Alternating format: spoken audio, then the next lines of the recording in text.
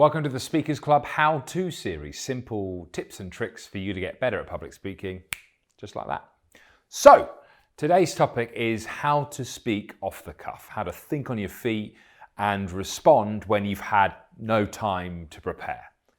We get asked this a lot, and one of the reasons people are so reluctant to improvise when they speak is they worry that they'll get exposed, that they'll get found out for not knowing what they're talking about.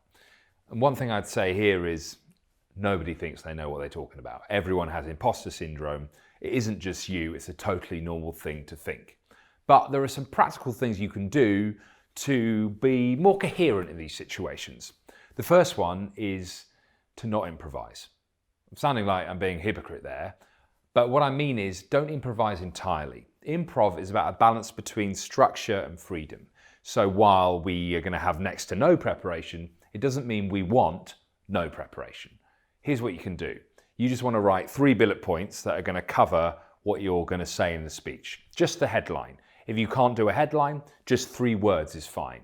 Essentially the beginning, the middle and the end. Your brain is an amazing piece of equipment. It will fill in the gaps if you let it, but a little bit of structure like that really will turbocharge your response. Secondly, if you get asked a question or you get asked to say something and you were not expecting to be speaking, you don't have to just start talking.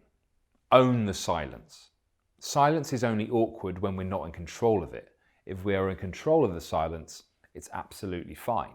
So you don't have to respond straight away. Take a couple of seconds, a few beats to think and then respond. Thirdly, embrace your mistakes. When you speak off the cuff, when you improvise, you are going to make mistakes, and that's absolutely fine. Somebody who owns their errors is really charismatic. A great example of that, Boris Johnson. The man's a shambles, but still there's something about him because he doesn't mind. He's not affected by his errors. Remember, when we communicate, our goal is not to be perfect. Our goal is to communicate, and they're not the same thing. The very last thing I'm going to say is, remember that when we speak, we're in service of our audience and not of ourselves. It's not about you, it's about them. When you remember that, it takes a lot of pressure off. We stop being so self-absorbed and in our heads, and we get into serving our audience, and we relax.